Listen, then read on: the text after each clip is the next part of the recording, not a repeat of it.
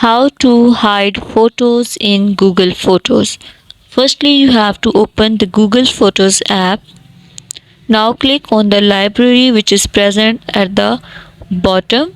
Click on the library here. Before this, just make sure watch the complete video and follow each step carefully to avoid forgetting anything and making mistakes. Now at the top you can see here utilities. Click on it. Now move and scroll to your screen here.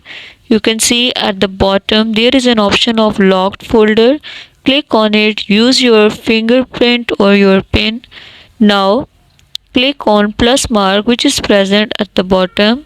Select any photo from your account. Click on the move which is present at the right top corner. In this way, click on the move here. Click on allow and your photo will be moved to your hide account. In this way you can hide photos in Google Photos. Thank you so much.